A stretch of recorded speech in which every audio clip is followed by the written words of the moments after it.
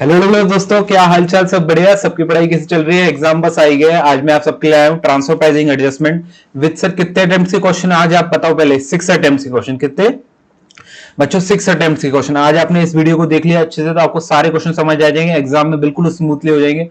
मेरे साथ कर लो सारे, अभी हो जाएंगे, फायदा होगा। ठीक है ना दोस्तों? आओ स्टार्ट करते हैं। उससे पहले लाइक करो, कमेंट करो, शेयर करो और चैनल को सब्सक्राइब करो। आओ दोस्तों स्टार्ट करते हैं। ठीक है सर। ये क्या है सर? अपनी ट्रांसफर प्राइसिंग एडजस्टमेंट। सर ये ट्रांसफर प्राइसिंग एडजस्टमेंट क्यों आती है? क्योंकि आर्म्स लेंथ प्राइस अपनी करेक्ट होनी चाहिए, उसके लिए ट्रांसफर प्राइसिंग एडजस्टमेंट होती है। सर ये आर्म्स लेंथ प्राइस क्या होती है? आर्म्स लेंथ प्राइस ऐसी प्राइस होती है जिसमें बाजार में ट्रांजेक्शन होती है। किसमें होती है? बाजार में ट्रांजेक्शन। मतलब सर बाजार में ट्रांजेक्शन से मतलब जो नॉर्मल प्राइस जिसमें हम खरीदते बेचते हैं। क्या बोला? जिसमें हम खरीदते बेचते हैं नॉर्मल प्राइस, ऐसी प्राइस जो नॉर्मल प्राइस हो आउटसाइडर के साथ।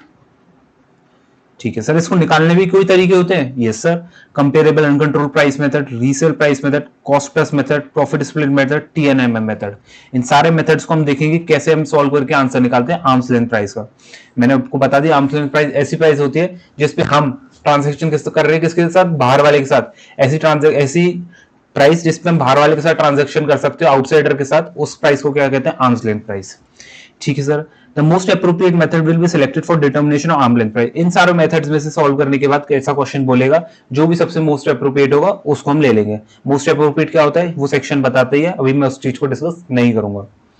A variation between arm's length price and price at which international transaction undertaken is up to 1% of price of international transaction for wholesale trading and 3% of price of transaction for other cases. The price of international transaction shall be deemed to arm's length price. Suppose अपनी कोई international transaction है, उसकी कोई price है, इसका 1% करो और उसका 3% करो। अगर होलसेल ट्रेडिंग का है तो 1% होगा और 3% अदर केसेस में। फिर देखो क्या ये वेरिएशन, जो अपना वेरिएशन आ रहा है बाजार की ट्रांजेक्शन से कंपेयर करने में, क्या वो 1% है? तो कोई दिक्कत नहीं है, यही प्राइस को हम मान लेंगे क्या? Arms length price. इसी प्राइस को क्या मान लेंगे हम? Arms length price. अगर अदर केसेस है, होलसेल ट्रेडिंग के अलावा वाला कोई बंदा है और उसका वेरिएशन अप टू 3% है बाजार से कंपेयर करने पे, तो अगर 3% पे है तो यही प्राइस को हम क्या मान लेंगे? Arms length price. क्वेश्चन कर लेंगे, पूरा समझ आएगा। थ्योरी मैंने आपको पूरी समझा दी इसकी अभी। आओ दोस्तों पहला मेथड देखते हैं, comparable uncontrolled price method. Comparable uncontrolled price method मतलब क्या होता है? नाम से पता चल रहा है कंपेयर, हम किसी और के साथ कंपेयर कर रहे हैं। पहले तो किस चीज को कंपेयर कर रहे हैं? ऐसी प्राइस जो कि कंट्रोल नहीं कर सकते। ये कोई आउटसाइडर है, इसकी प्राइस हम कंट्रोल नहीं कर सकते, बाजार की ट्रांजेक्शन के हिसाब से होती है। इस वजह से इसका नाम पड़ा क्या? Comparable uncontrolled price method. ऐसी प्राइस जिसको कंपेयर नहीं कर सकते, आउटसाइडर की प्राइस है और ये अनकंट्रोल, क्योंकि मार्केट फोर्सेस के बेसिस पे डिपेंड होती है वाली, इस वजह से। अब इसको देखो, मैंने आप सबके लिए स्टेप वाइज मैनर में लिख दिया और इसकी हिंदी कन्वर्सेशन भी लिख दी है। मतलब इससे क्या होगा, आपकी माइंड में वो चीज उतर जाएगी और आपको जब आप क्वेश्चन सोल्व करोगे तो याद आ जाएगा कि हमने क्या पढ़ा था। Determine price charge or price paid for the property or services transferred in a comparable uncontrolled transaction. हमारी जैसी ट्रांजेक्शन बाजार में, हमारी जैसी ट्रांजेक्शन बाजार में किस प्राइस पे होती है? पहला पॉइंट ये क्या था, पहले हमें बोली नहीं, हमारी जैसी ट्रांजेक्शन बाजार में किस प्राइस पे होती है। ठीक है सर। अनकंट्रोल्ड ट्रांजेक्शन का मतलब क्या है sir? A transaction between enterprise other than associated enterprise. मैंने बताया ना आउटसाइडर। आउटसाइडर का मतलब क्या होता है? अदर देन एसोसिएटेड, मतलब एसोसिएटेड एंटरप्राइज नहीं है वो चीज। ठीक है ना, अदर देन एसोसिएटेड एंटरप्राइज। ठीक है। रेसिडेंट और नॉन रेसिडेंट उससे कोई फर्क नहीं पड़ता। पहले हम कौन सी प्राइस लेंगे? हमारी जैसी ट्रांजेक्शन जो बाजार में हो रही है उस प्राइस को उठा लेंगे। ठीक है sir. Step number 2, price determined in step number 1। ये वाली जो प्राइस है shall be adjusted of functional differences between international transaction and comparable uncontrolled transaction। मतलब क्या सर? कोई फंक्शनल डिफरेंसेस आते हैं, कोई हमारे को बता रहा है कि sir after sale support service देती है, इस केस में हमारे वाले को नहीं मिलती बट आउटसाइडर के साथ करते हैं तो मिलती है। क्या कहता है? फ्लैट एंड इंश्योरेंस है, हमारे वाले को नहीं मिलती, दूसरे के साथ करते हैं तो मिलती है। उसके डिफरेंसेस को हमें एडजस्ट करना होता है। हमारी ट्रांजैक्शन को बाजार के ट्रांजैक्शन के हिसाब से एडजस्ट करेंगे। मतलब अपनी जो प्राइस है उसको फंक्शनल डिफरेंसेस, जो डिफरेंसेस दिए होंगे क्वेश्चन में, उसके हिसाब से एडजस्ट करेंगे। ठीक है sir. Now price calculated in step 2 is arms length price. खत्म calculation comparable uncontrolled price method की। ठीक है सर, ये हमारे को समझ आ गया। क्वेश्चन करा दोगे पूरा क्लियर हो जाएगा। रीसेल प्राइस मेथड, नाम से क्या पता चल रहा है? रीसेल प्राइस से स्टार्ट करेंगे हम। किससे स्टार्ट करेंगे? रीसेल प्राइस से। जो माल हमने खरीदा पहले तो, फिर उसी को वापस से रीसेल कर रहे हैं उस प्राइस पे। ठीक है सर। स्टेप नंबर 1 क्या है? Determine price at which property services are obtained by the enterprise. Obtained खरीदी है from an associated enterprise and which can be sold to an unrelated enterprise. Price resale price of goods after purchasing, मतलब हमने goods खरीदे किसी associated enterprise के साथ और उसी माल को फिर से बेच दिया किसको, अनरिलेटेड मतलब नॉन एसोसिएटेड एंटरप्राइज को, तो जो रीसेल प्राइस है उसको हम ले लेंगे, ठीक है सर। रीसेल प्राइस किसकी साथ, अनरिलेटेड एंटरप्राइज वाली ले लेंगे, ठीक है सर, कोई दिक्कत नहीं है। Resale price is reduced when normal GP accruing to enterprise by purchase sale of similar goods in comparable uncontrolled transaction, ठीक है। हमने जब दूसरों को बाजार में बेचा तो कितना कमाया, फिर से पढ़ते हैं एक बार। Resale prices reduced by normal GP profit accruing to enterprise by purchase sale of similar goods in comparable uncontrolled, मतलब हमने बाजार में बेचा तो कितना कमाया, सीधी सी बात है। अगर हम अब ऐसी ट्रांजेक्शन बाजार में करते तो कितना कमाते, वो चीज है, ठीक है सर। क्योंकि हम सेल प्राइस तो यहाँ है तो उल्टा चलेंगे ना इसमें, तो कम करके, ठीक है sir. Reduce expenses incurred for purchase of property, मतलब जो बाइंग कॉस्ट होगी वो सब माइनस कर देंगे, ठीक सर। ये हो गया, ये वाला पॉइंट हो गया। स्टेप नंबर 4 क्या है, price control computed in step 3 is now adjusted for the functional differences in international transaction and comparable uncontrolled transaction, ठीक है सर। वही वाला पॉइंट, हमारी ट्रांजैक्शन को बाजार के ट्रांजैक्शन के हिसाब से एडजस्ट करेंगे। Step number 4। स्टेप नंबर 5 के price computed in step number 4 reference price. पहले हमने क्या लिया, रीसेल प्राइस, फिर जीपी नॉर्मल जीपी माइनस किया, कोई खर्चे वगैरह थे तो बाइंग कॉस्ट वगैरह वो माइनस करी, अपनी आर्म्स लेंथ प्राइस है उसको फंक्शनल डिफरेंसेस के साथ एडजस्ट किया, अपनी क्या आ जाएगी, आर्म्स लेंथ प्राइस, ठीक है सर। इसका क्वेश्चन भी करेंगे हम अभी। फिर आती है अपनी क्या, कॉस्ट प्लस मेथड। सबसे इंपॉर्टेंट यही, सबसे ज्यादा एग्जाम में यही आती है, वेरी इंपॉर्टेंट। वी विल, इसमें हम क्या खेलते हैं, जीपी मार्जिन पे खेलते हैं। किस पे खेलते हैं, जीपी मार्जिन को, ऊपर नीचे, जीपी मार्जिन को ऊपर नीचे करते रहते हैं। We will start solving question by taking cost. पहले हम लेंगे direct and indirect cost as our base, direct and indirect को जीपी परसेंटेज लगाएंगे इस पे, फिर अपना आंसर आएगा। और जीपी परसेंटेज का ही सारा खेल होता है, ये तो क्वेश्चन में सिंपली गिवन होता है। Determine the direct and indirect cost of production of property transferred, ठीक है, और services provided to an associated enterprise, ठीक है सर। हमारी क्या कॉस्ट है, मतलब क्या, हमारी क्या कॉस्ट है, हमारी जो बेच रहा है एसोसिएटेड एंटरप्राइज के साथ, ठीक है sir. Determine normal gross profit percentage markup on such cost, ठीक है सर। ये किस पे देखते हैं, वैसे तो हम सेल्स पे देखते हैं, लेकिन इसमें क्या होता है, कॉस्ट पे बोला होता है क्वेश्चन में, इस वजह से। Determine normal gross profit percentage markup on such cost, ठीक है। If such property services are transfer to an unrelated enterprise और इन कंपेरेबल अनकंट्रोल्ड ट्रांजैक्शन, हम बाजार में कितना प्रॉफिट परसेंटेज लगाकर बेचते हैं दूसरों को, हम बाजार में कितना प्रॉफिट परसेंटेज लगाकर बेचते हैं दूसरों को, क्योंकि ये क्या बोल रहा है, if such property are transfer to unrelated, मतलब हम अगर अपनी गुड्स को ट्रांसफर करते हैं किसको, अनरिलेटेड एंटरप्राइज को, या फिर अनकंपेरेबल अनकंट्रोल्ड ट्रांजैक्शन, जो कि हमारी वाली ट्रांजैक्शन नहीं है, किसी आउटसाइडर के साथ वाली ट्रांजैक्शन है, उस पर कितना जीपी मार्जिन लगा के बेचते हैं, हम बाजार में कितना प्रॉफिट परसेंटेज लगाकर बेचते हैं दूसरों को, वो वाला आ जाएगा। जैसे कि सपोज ये एक्स था, वाई था, ये दोनों एसोसिएटेड के साथ था, फिर एक्स ने जेड के साथ किया, इसके साथ तो करता था 20% और इसके साथ करता था 40%, तो ये 40% को उठा लेंगे। समझ आ गया अब, ठीक है sir. Now GP percentage determined in step 2, ये वाला जो आया 40% वाला, is adjusted with functional differences in international transaction and comparable uncontrolled transaction, हमारी ट्रांजैक्शन का और जो बाजार वाली ट्रांजैक्शन उसके हिसाब से चेक कर लें, कोई एडजस्टमेंट वगैरह क्वेश्चन कहेगा तो उसके हिसाब से कर देंगे। हमारा प्रॉफिट परसेंटेज को बाजार के ट्रांजैक्शन के हिसाब से एडजस्ट कर देंगे। ये वाले प्रॉफिट परसेंटेज जो निकल के आया 40% वाला, ठीक है sir.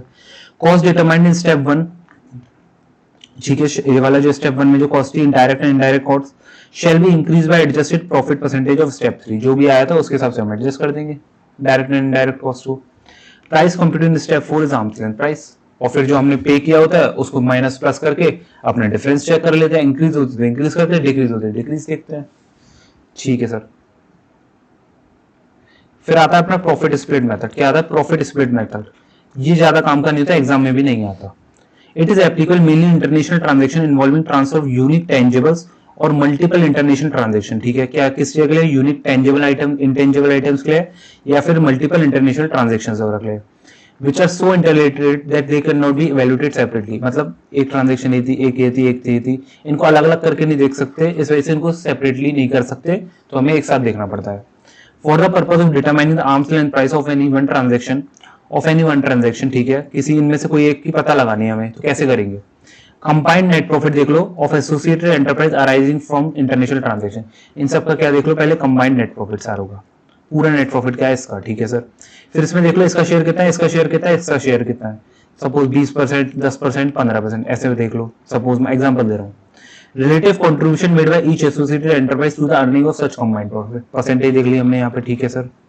Combined net profit is then, अब ये जो नेट प्रॉफिट है अपने को परसेंटेज दी थी, इस पे स्प्लिट कर दे, सपोज ये आया 1 लाख, ये आया 5 लाख, ये आया 10 lakh suppose. A portion profit is taken into account to calculate arm length price. अब इस प्रॉफिट को ले लेंगे, कैलकुलेट कर देंगे आर्म लेंथ प्राइस। क्वेश्चन के वजह से ही समझ आएगा ये तो, वैसे तो थ्योरी मैंने आपको समझा दी कैसे होता है सॉल्व। टीएनएमएम मेथड क्या होता है, टीएनएमएम मेथड, इसका भी क्वेश्चन आ जाता है एग्जाम में। देखो बच्चों, net profit margin realised is calculated with respect to cost incurred और सेल्स इफेक्टेड और assets employed by the enterprise for transaction between associated enterprise. Sir ये तो हमारे ऊपर से चला गया, फिर से बताओ। Net profit margin realised is calculated with respect to cost incurred, हम जो नेट प्रॉफिट मार्जिन कैलकुलेट कर रहे हैं किस बेसिस पे करेंगे, with respect to cost incurred या फिर सेल्स जो हमने करी है और असेट्स जो हमारे यूज हुए हैं bye the enterprise for transaction between associated, मतलब जो भी नॉर्मल प्रॉफिट मार्जिन हम कमाते हैं किसके साथ, एसोसिएटेड एंटरप्राइज। नॉर्मल चीज है, बेसिस तो हमें उससे क्या लेना देना, तुम किसी भी बेसिस पे करो, हमें तो प्रॉफिट से मतलब है, ठीक है सर। ये आ गया क्या, हमारा मार्जिन, ठीक है, हमारा मार्जिन मतलब net profit margin realised by enterprise और by unrelated enterprise from a comparable income transaction having regards to same base. यही जो बेस है ऊपर, उसको लेके बाजार में कितने पे ट्रांजैक्शन होती है, हमारी जैसी ट्रांजैक्शन का बाहर मार्जिन, बाजार में कितनी ट्रांजैक्शन हो रही है और उसका मार्जिन क्या है, हमारी जैसी ट्रांजैक्शन का बाहर क्या मार्जिन है, वो देखा हमने। Net profit margin calculated in step 2, ये जो बाहर वाला कैलकुलेट हुआ, is adjusted for differences if any between international transaction comparable uncontrolled transaction, मतलब क्या, फंक्शनल डिफरेंसेस, अगर कुछ ट्रांजैक्शन के हैं तो उसको एडजस्ट कर देंगे, ठीक है sir. Net profit margin of step 3 is taken into account to arrive at arms length price in relation to transaction. International transaction के लिए जो आर्म्स लेंथ प्राइस लेके इस वाली को ले लेंगे, एडजस्टेड वाली को, ठीक है सर। देखो ये बच्चों मैंने आपको सारे मेथड्स बता दिए, एक बार मैं फटाफट रिपीट करा देता हूं आपको। पहला क्या था अपना, कंपेरेबल अनकंट्रोल प्राइस में था, इसमें हमने क्या देखा था, हमारी जैसी ट्रांजैक्शन बाजार में कितने पे होती है, फिर उसको हमने एडजस्ट किया था किसको, बाजार में जो फंक्शनल डिफरेंसेस आते हैं उसके हिसाब से हमने एडजस्ट किया, अपनी आर्म्स लेंथ प्राइस आ जाती है। फिर आता है अपने रीसेल प्राइस, रीसेल प्राइस लेते हैं, उसमें से नॉर्मल जीपी माइनस करते हैं, फिर बाइंग कॉस्ट माइनस करते हैं, अपनी कॉस्ट आती है, फिर उसको कोई फंक्शनल डिफरेंसेस होंगे तो उससे भी माइनस कर देंगे, फिर आ जाएगी क्या, अपनी आर्म्स लेंथ प्राइस। फिर आता है कॉस्ट प्लस मेथड, अपनी डायरेक्ट एंड इनडायरेक्ट कॉस्ट लेंगे, पहले कॉस्ट पे देखेंगे, फिर जीपी मार्जिन पे खेलेंगे प्लस माइनस करके, जो जीपी मार्जिन आएगा उसको कॉस्ट पे अप्लाई करेंगे, फिर अपनी आर्म्स लेंथ प्राइस निकल के आएगी, ठीक है सर, कोई दिक्कत नहीं है।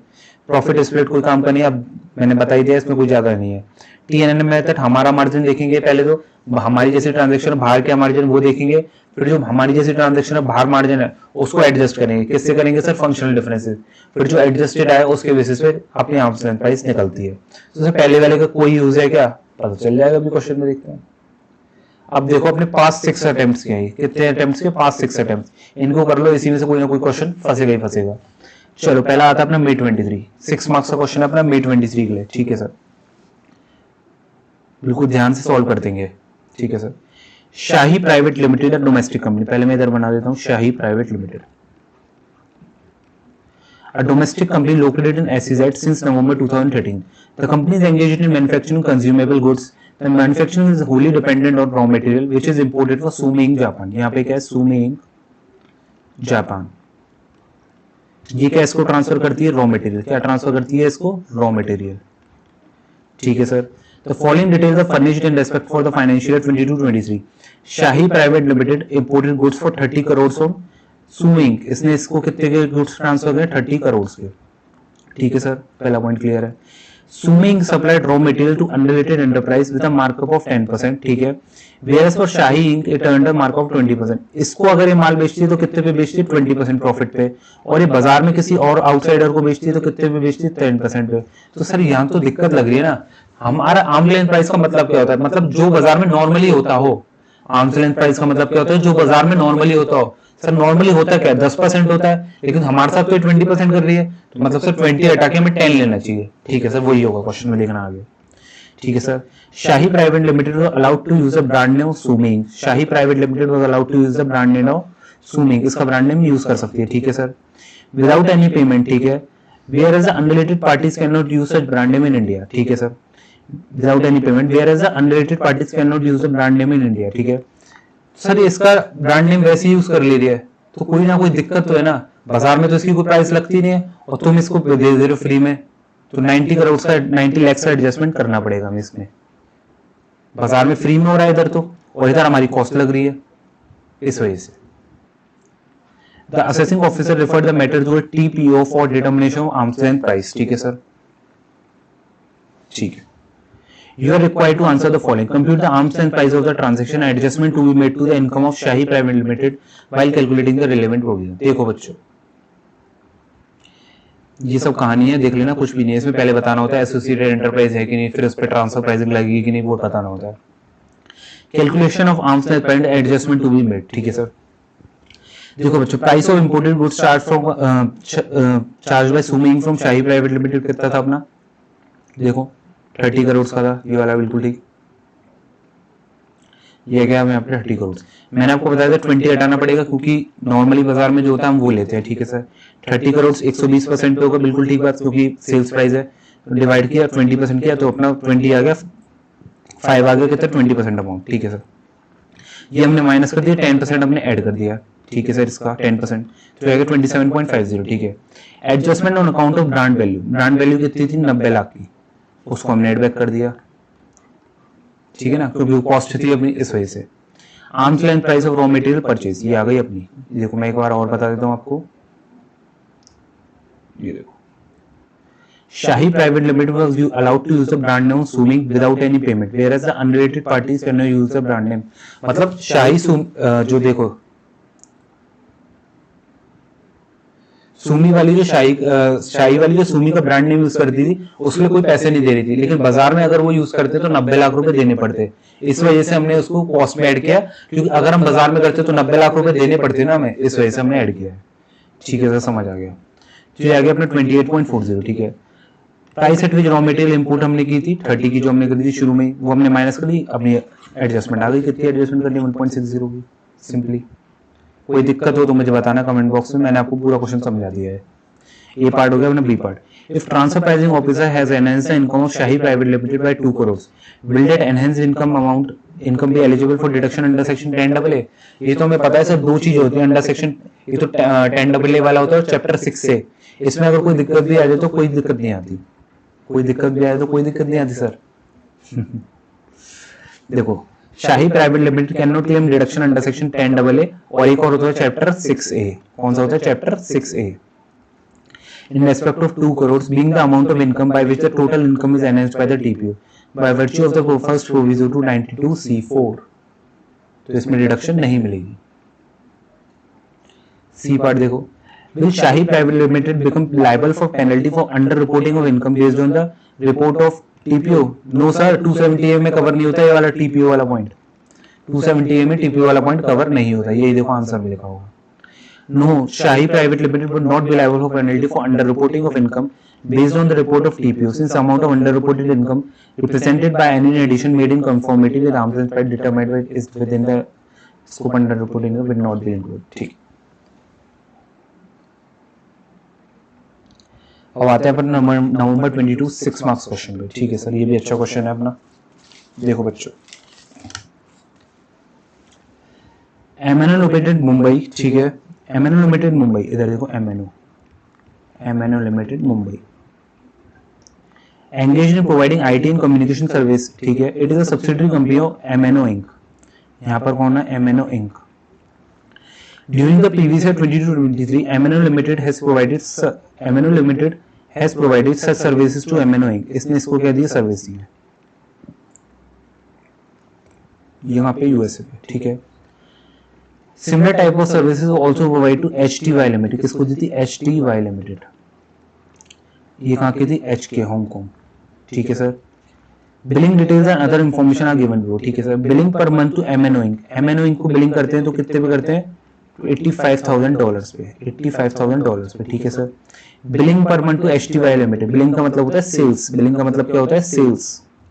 ठीक है सर, ये कितने पे करते हैं अपन, $92K पे। ठीक है sir, MNO Inc has given a loan of $1,20,000 to MNO Limited। ठीक है, MNO Inc ने इसने क्या दिया है, इसको लोन भी दिया है, कितने का दिया है, $1.2 लाख का। ठीक है sir, to purchase hardware for execution of its project at the rate, कितने पे दिया है, 4% पे।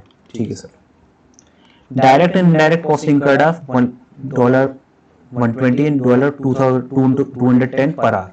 ये अपने को डायरेक्ट एंड इनडायरेक्ट कॉस्ट दी हुई है। ठीक है सर, ये किसके लिए दी है सर, दोनों के लिए कॉमन दी हुई है। दोनों के लिए कॉमन दी हुई है, ठीक है sir. MNO limited works 9 hours per day, क्या दिया हुआ है, MNO limited works 9 hours per day for 18 days, ठीक है सर।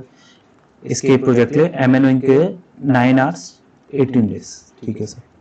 और ठीक इसके लिए क्या दिया हुआ है, 8 hours per day and 18 days, इसके लिए क्या दिया हुआ है, STY के लिए 8 आवर्स 18 डेज, ठीक है sir. Has provided such service throughout the year to both the customers, कोई दिक्कत नहीं है। Warranty was provided to STY limited, STY को क्या दी है warranty for a period of 2 years, ठीक है। The cost of warranty is calculated at the rate of 1% of direct cost incurred, ठीक है सर। इसको हमने वारंटी भी दी है तो इसकी कॉस्ट क्या है, 1.5% ऑफ DC, डायरेक्ट कॉस्ट जो अपनी निकल के आएगी, ठीक है sir. The cost of warranty is neither included in the direct और इनडायरेक्ट कॉस्ट, ठीक है sir. Assume all the cost and billing are even throughout the year. Calculate arm's length price as per the cost plus method. Cost plus method. देखो cost plus method पहले हमारे को क्या था, क्या पहले मैं आपको एक और बार दिखा देता हूँ। Cost plus method क्या कहता है, हमारी क्या कॉस्ट है, हमारी क्या कॉस्ट है। तो इसमें हम कॉस्ट किसके साथ लेंगे, अपनी MNO इंक के साथ। पहले किसके साथ लेंगे, MNO इंक के साथ। फिर अपनी ग्रॉस प्रॉफिट परसेंटेज आएगी, उसके हिसाब से अपन चलेंगे। देखो आपका आंसर दिखाता हूँ मैं आपको, ये छोड़ो पहले आपको ये देखो।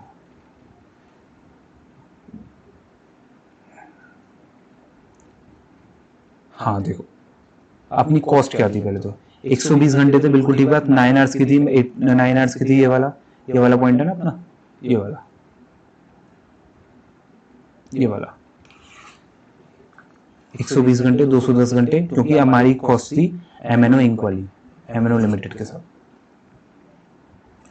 ये अपनी आ गई अपनी कॉस्ट, क्या है ये, हमारी कॉस्ट। पहले इससे चलेगी, ठीक है सर। ये आ गई 210 घंटे 9 घंटे 2 18 दिन, ये आ गई। Total direct and indirect cost ये आ गई, ठीक है सर। सर ये इंटरेस्ट ऑन लोन क्यों लिया है, लोन भी तो दिया था, ये देखो दोस्तों, लोन भी तो दिया था MNO इंक ने इसको, MNO लिमिटेड को, तो वो भी तो आएगी 1.2% की लोन की कॉस्ट, बिल्कुल सर वो भी आएगी। At interest on loan of USD 1,20,000 borrowed for purchase of hardware, ठीक है सर। 1,20,000 4% के लिए, ठीक है सर। ये आ जाएगा एक महीने की कॉस्ट 4,800 US डॉलर्स की, 400 आ गई, डिवाइड बाई 12 करके, 12 महीने की है ना, तो डिवाइड बाई 12 करके एक मंथ की आ गई, ठीक है सर। टोटल कॉस्ट निकल आई। अब हम देखेंगे GP परसेंटेज अप्लाई करने के लिए, ठीक है सर। GP परसेंटेज कैसे निकलेगा सर, GP परसेंटेज हमारे को क्या दिखता है, बाजार वाला। बाजार में क्या हो रहा है, बाजार में हम क्या कर रहे हैं, STY के साथ, STY के साथ कितने पे कर रहे हैं, 8 घंटे 18 दिन, 8 घंटे 18 दिन, ठीक है सर। ये देखो अब STY का कैसे निकलेगा। डायरेक्ट कॉस्ट हमने इसकी देखी 8 घंटे 18 दिन के साथ 120 और 200, वो तो कॉमन था डायरेक्ट एंड डायरेक्ट के लिए, ठीक है सर। ये आ गया अपने इतना। बिलिंग पर मंथ हमारे को दी 92,000। अब इसमें सब वो कहाँ गई, वारंटी वाली। देखो बच्चों, या तो वारंटी आप इधर ही एडजस्ट कर दो डायरेक्टली 1% इसका, ठीक है ना सर, क्योंकि हमारे को नहीं 1.5% डायरेक्टली इधर ही एडजस्ट कर दो, या फिर नीचे कर दो, बात वही है, वही का आंसर वही आएगा।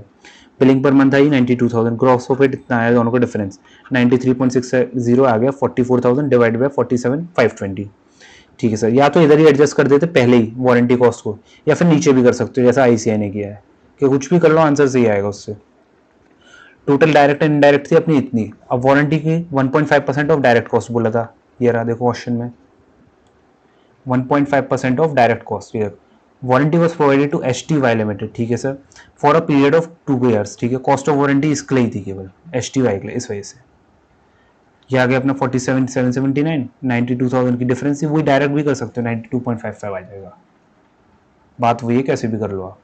अब 92.55 को अपनी इस पे लगा देंगे डायरेक्ट एंड इनडायरेक्ट कॉस्ट पे, तो हमारा कॉस्ट प्लस GP मार्जिन आ गया वाला जो मैंने आपको बताया था अपने कॉन्सेप्ट में, 49,000 ये आ गया, 1,03,000 ये आ गया। इसको जो अपने 75 का रेट दिया मैंने उससे मल्टीप्लाई कर देंगे क्वेश्चन में, ये गया मैंने cost rate 75,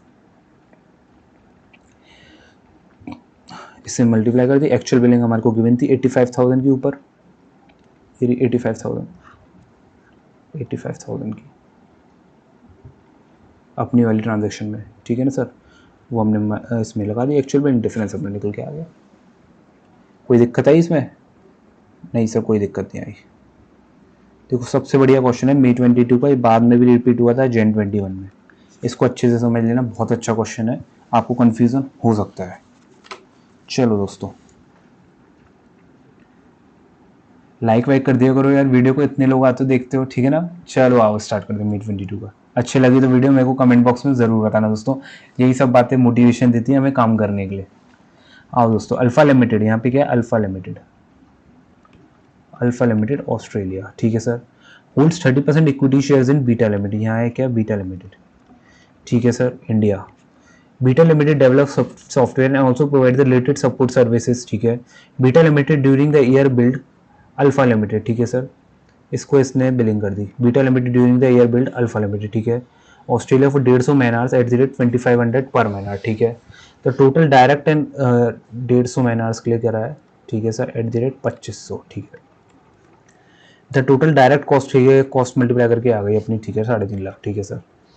however beta build gamma, इसने बीटा ने किसको किया, गामा को, gamma India at the rate of 3500 पर घंटा, कितने पे किया, 3500 पर महीना, इसको कितने पे किया, 3500 पर महीना, ठीक है sir.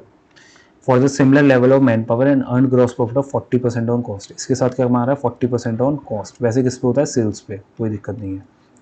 The transaction of Beta and Alpha limited and Gamma limited comparable subject to the following differences, ये क्या है, अपने फंक्शनल डिफरेंस, क्या दिए हुए हैं, फंक्शनल डिफरेंसेस,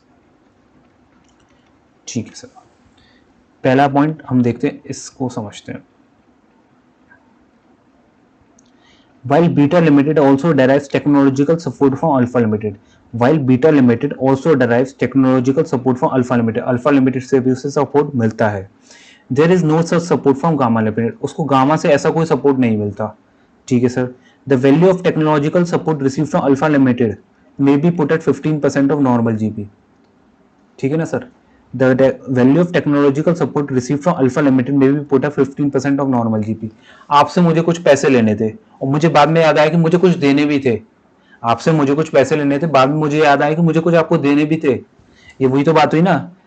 मैंने आपसे पहले सर्विस दे दी, बीटा ने अल्फा को सर्विस दे दी, बाद में अल्फा ने उसको भी कुछ सर्विस दे दी, तो उसके लिए तो कॉस्ट हो गई ना, जो उसको पेमेंट भी तो करनी है ना, अल्फा पेमेंट भी तो करेगा ना बीटा को उसके लिए, इस वजह से बीटा अल्फा को भी तो पेमेंट करेगा ना उसके लिए, जो सर्विस उसने ली है, तो वो उसका कॉस्ट माइनस हो जाएगा, क्या हो जाएगा, माइनस हो जाएगा, क्योंकि उसके लिए कॉस्ट बन जाएगी, क्योंकि उसे पेमेंट करनी पड़ेगी इसके लिए, ठीक है sir.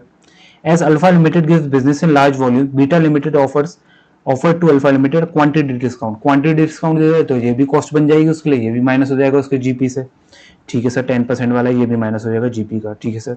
In case of rendering services to Alpha limited, in case of rendering services to Alpha Limited, Beta Limited neither runs any risk nor incurs any marketing cost, ठीक है sir. On the other hand, in the case of services to Gamma Limited, किसको, gamma को, Beta Limited has to assume all the risk and cost associated with the marketing function, which may be estimated at 20%, अगर उसके साथ करती है beta alpha के साथ तो कोई कॉस्ट नहीं है, और बीटा गामा के साथ करती है तो कितनी, 20% बनती है, तो 20% तो माइनस करनी पड़ेगी ना, जो नॉर्मली हो रहा है बाजार में, 20% कॉस्ट लगती है तो 20% माइनस करनी पड़ेगी, सिंपल है, ठीक है sir. Beta limited offer 1 month credit to Alpha limited, Beta ने 1 मंथ क्रेडिट दिया किसको, बीटा ने 1 मंथ क्रेडिट दिया किसको, अल्फा को, ठीक है सर। तो cost of providing such credit may be valued at 5% of normal GP, cost क्या है इसकी, 5% ऑफ नॉर्मल जीपी, ठीक है। No such credit was given to Gamma Limited, इस चीज को समझना बच्चों, गामा के साथ कोई क्रेडिट नहीं है, अगर बीटा अल्फा को ही क्रेडिट दे रही है, कितने का, 1 मंथ का, ठीक है सर।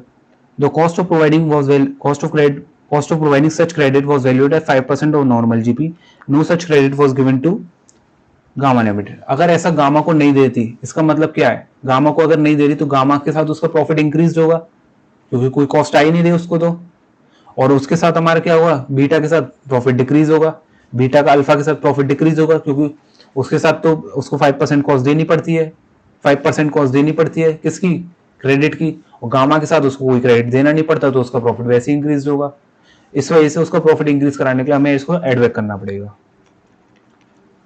समझ में आई, इस वजह से हमें एडबैक करना पड़ता है, क्योंकि गामा के साथ तो उसका है ही नहीं, तो माइनस तो वही नहीं होगा पी में, इस वजह से उसको इंक्रीज जा रहा होगा, उसमें खर्चा आ रहा होगा, जैसे माइनस हो रहा होगा, और मार्केट से कंपेयर करने के लिए तो हमें इंक्रीज करना ही पड़ेगा, वो चीज़ है। अब देखो पहले हम क्या करते हैं, कॉस्ट प्लस मेथड के हिसाब से करते हैं, कॉस्ट मेथड में हम पहले कॉस्ट लेते हैं, क्या लेते हैं, कॉस्ट लेते हैं पहले। देखो बच्चों कॉस्ट क्या है अपनी, कॉस्ट है अपनी ये रही 3.5 लाख, पहले ये देखो कॉस्ट, अब इसमें हम जीपी ऐड करेंगे, जीपी कौन सा, एडजस्टेड जीपी, दूसरों के साथ अपना जीपी कितना है, हमने देखा सर 40% था, ये रहा 40%, उसको उठा लो, 40% को उठा लिया सर। जो जो एडजस्टमेंट मैंने आपको बताया वो करते जाओ, माइनस वाले 15% और 40% 6%, 10% और 40% 4%, 20% और 40% 8%, और ये ऐड वाली थी एक, ये क्या थी, ऐड वाली थी अपनी 5% और 40% 22%, ये ऐड कर दिया, ये टोटल 22, इसका 2% 24%, और 3,50,000 पे 24% किया तो 84,000 आएगा, इसको ऐड किया, अपनी टोटल आ गई, क्योंकि कॉस्ट प्लस जीपी करना होता है इस वजह से ऐड कर देते हैं, तो आ गया 4,34,000। एक्चुअल बिल हमने कितना किया है, 2,500 थी, बिल्कुल ठीक से बात, ये रहा देखो 2,500 थी, ये रही। कौन सा क्वेश्चन आ गया, यही वाला है, नहीं ये नहीं है, ये रहा 2,500, ये रही 2,500 थी, 150 महीना से 3,75,000 इतने से इंक्रीज हो जाएगा सिंपली। देखो अपना दिसंबर का बचा, नवंबर, जनवरी का तो सेम ही था अपना, दिसंबर 21 का question. Alpha Inc having its business, Alpha Inc है यहाँ पे कोई, अल्फा इंक, कोई भी दिक्कत है मुझे कमेंट बॉक्स में बताना, मैं आपको पता ही रिप्लाई बहुत जल्दी कर देता हूँ लोगों के, फिर भी।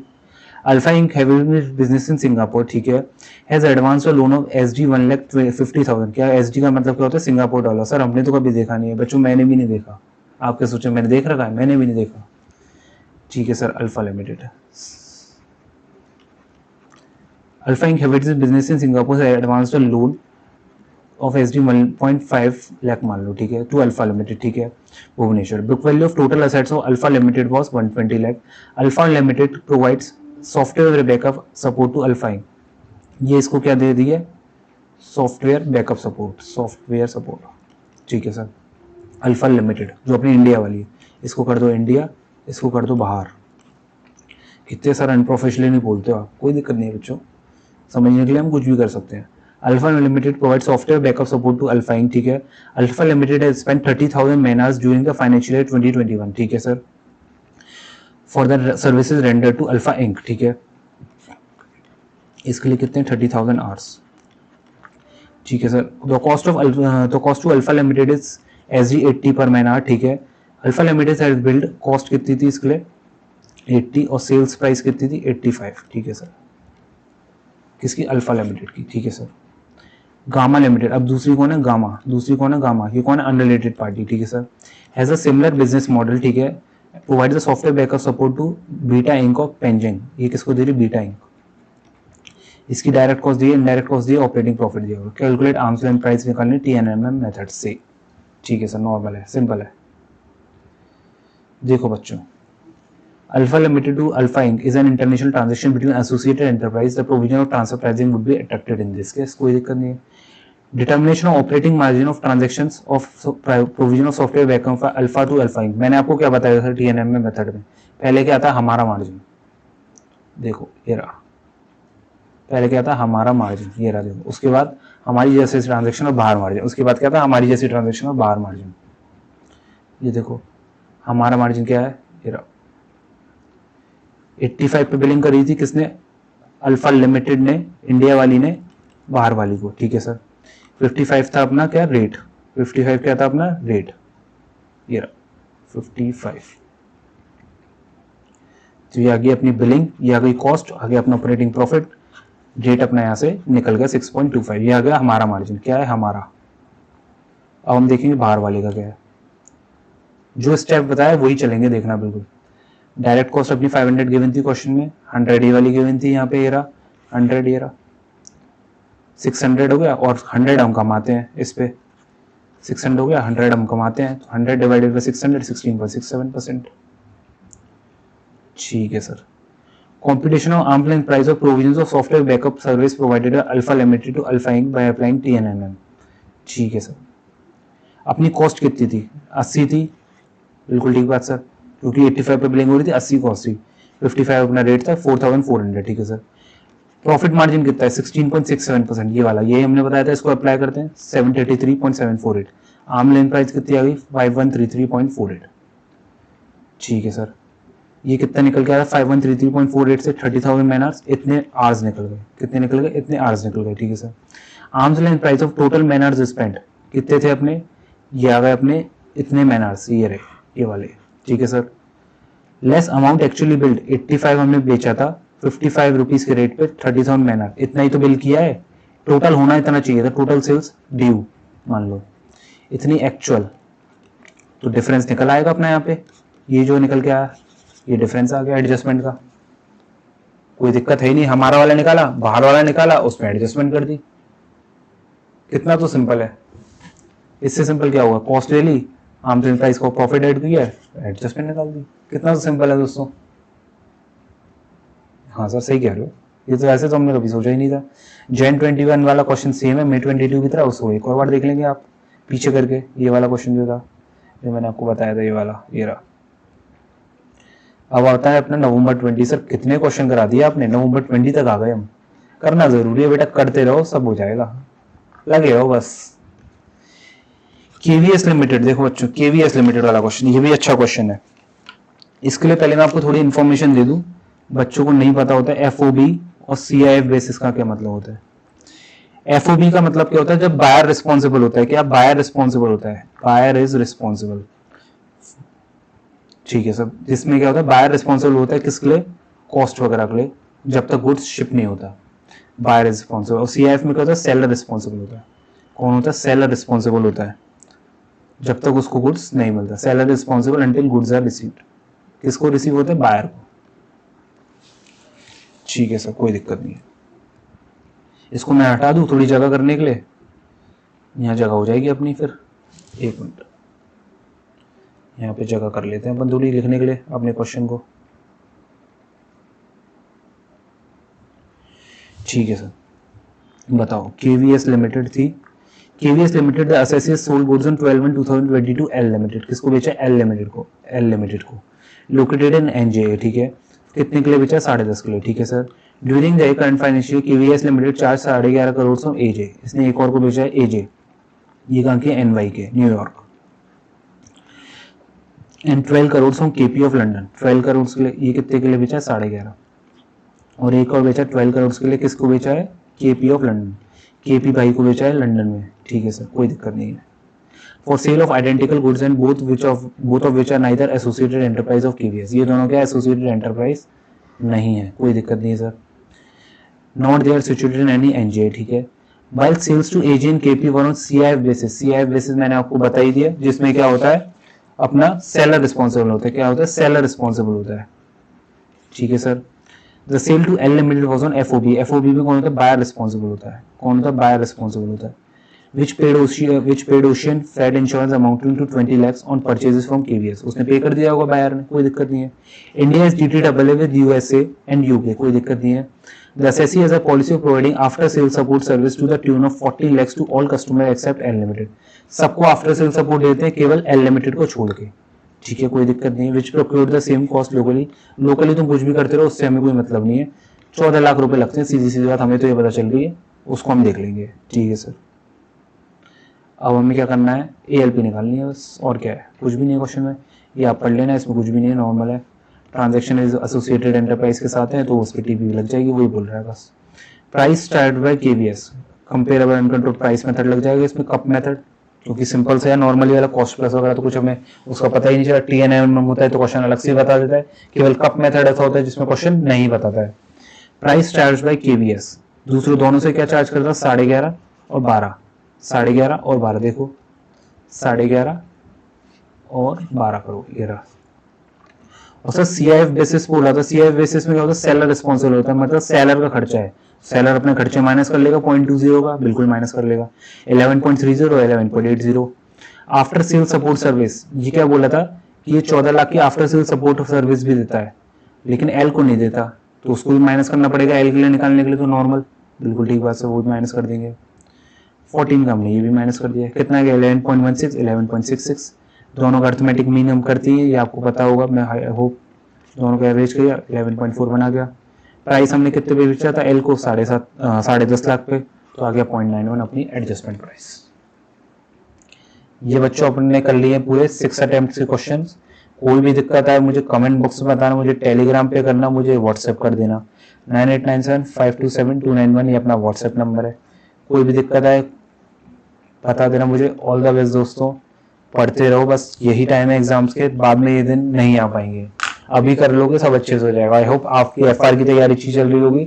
जिसको फर्स्ट ग्रुप भी देना है वो फर्स्ट ग्रुप पे फोकस करो, जिसको सेकंड ग्रुप देना है वो वीडियो देख सकता है, अच्छे से आराम से देख सकता है, और जिसको बाद में सेकंड ग्रुप देना है वो एग्जाम से आगे 1.5 पे देख लेना, कोई दिक्कत नहीं है। दिमाग में रहेंगी क्वेश्चन की कैसे सॉल्व करना है। अगर नहीं भी समझ आ पा रहे थोड़ा बहुत भी दिमाग में रहना चाहिए क्वेश्चन कैसे करना है। मैं भी एग्जाम से पहले यही करता था, अगर मुझे क्वेश्चन नहीं समझ भी आता था तो मैं उसको फॉर्मेट रट लेता था। अब क्या कर सकते हैं, एग्जाम में आ गया तो हमें तो मार्क्स स्कोर करने हैं। Exam is all about marks, ठीक है ना। आपकी नॉलेज तो आपको है ही है, मार्क्स के लिए सब खेला सब मार्क्स का है, ठीक है ना। तो बस मैं यही कहूंगा आपसे, अच्छे से पढ़ते रहो दोस्तों, एग्जाम आ गए हैं, सीरियस रहो बस, ठीक है। ऑल द बेस्ट, फिर मिलेंगे अगली वीडियो में। अगली वीडियो क्या होगी सर, मैं देखता हूँ आप एनआर टैक्सेशन का बताओगे, ट्रस्ट का, जो भी करना हो मुझे बता देना, मैं दोनों में से किसी भी की वीडियो ले आऊंगा। पास्ट 6 या 7 अटेम्प्ट्स के क्वेश्चन देख लेंगे अपन। जो भी आपको चाहिए मुझे कमेंट बॉक्स में बता देना दोस्तों। ओके दोस्तों, बाय।